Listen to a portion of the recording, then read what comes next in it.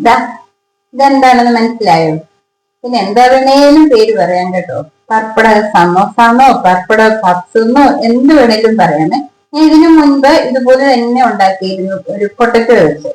അപ്പൊ ഒത്തിരി പേര് ഉണ്ടാക്കി നോക്കി നല്ലതാണെന്ന് പറഞ്ഞു. ചിലര് ചോദിച്ചായിരുന്നു, ഇത് നമ്മളിങ്ങനെ ഒട്ടിച്ചു വെച്ച് എണ്ണയിലോട്ട് ഇടുമ്പോ വിട്ടുപോരത്തില്ല. വിട്ടുപോരത്തില്ല, ഒത്തിരി പുള്ളി അങ്ങനെ വരത്തില്ല. കണ്ടോ? ഇനി ഞാൻ ചെയ്തിരിക്കുന്ന ചിക്കൻ വെച്ചാണ്.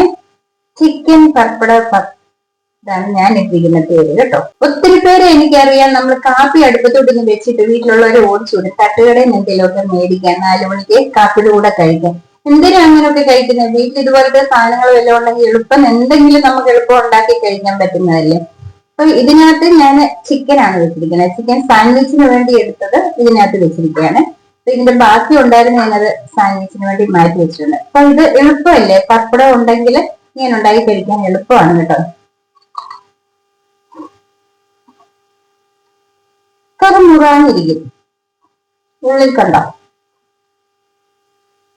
നല്ലതാണ്. ഞാൻ കാണിക്കാം എങ്ങനെയാ ഉണ്ടാക്കിയത്. ഉണ്ടാക്കി നോക്കണേ. ഞാനിവിടെ ഒരു പാൻ ചൂടാക്കാൻ വെച്ചിട്ടുണ്ട്.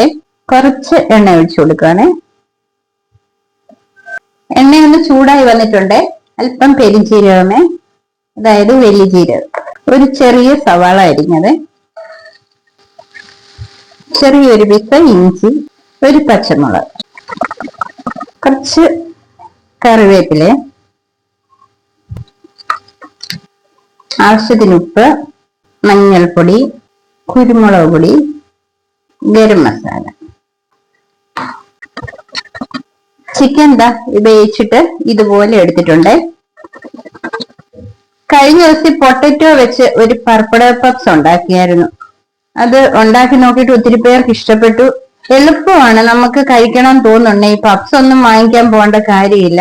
നല്ല പപ്പടം ഉണ്ടെന്ന് വരും, നമുക്ക് തന്നെ ഇങ്ങനെയൊക്കെ ഉണ്ടാക്കാം കേട്ടോ. നമുക്ക് വിശ്വസിച്ച് കഴിക്കാൻ പറ്റുമല്ലോ. പപ്സിന്റെ ആ ഒരു ടേസ്റ്റ് വരത്തില്ല എന്ന് വരിയിലും നല്ലൊരു ടേസ്റ്റ് ആണിത്. ചിക്കനിലോട്ട് തന്നെ കുറച്ച് ടൊമാറ്റോ കെച്ചപ്പ്, ഇത്ര മതി. ഓഫാക്കിയേക്കാം.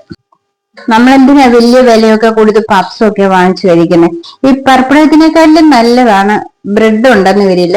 ബ്രെഡ് ഒന്ന് വെള്ളത്തിൽ മുക്കിയിട്ട് ആവിക്ക് വെച്ചോ, അല്ലെങ്കിൽ വെള്ളം ഒന്ന് പിഴിഞ്ഞതിന് ശേഷം ചെറുതായിട്ട് ചപ്പാത്തിയുടെ റോളില്ലേ അതുകൊണ്ട് ചെറുതായിട്ടൊന്ന് പരത്തിയിട്ട് അതിനുള്ളിൽ ഇങ്ങനെ വെച്ചിട്ട് ചെയ്യാമെങ്കിലും നല്ലതാണ്. ഇതേപോലെ മടക്കുക, ശേഷം സൈഡ് തീർത്ത്, ഇത് മൈദയാണ്, ഒന്ന് ഒട്ടുന്നതിന് വേണ്ടി ഇതേപോലെ ഒന്ന് ഒട്ടിച്ചെടുക്കുക. ഒട്ടിയിരുന്നോളും.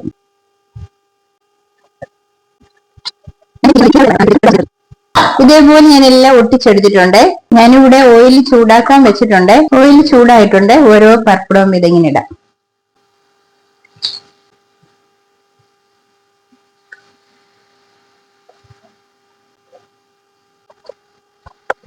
എളുപ്പം മൂത്ത് കിട്ടും കേട്ടോ, പപ്പടമായതുകൊണ്ട് തന്നെ. കണ്ടോ, എളുപ്പമല്ലായിരുന്നോ? നിങ്ങളും ഒന്ന് ഉണ്ടാക്കി നോക്കണേ.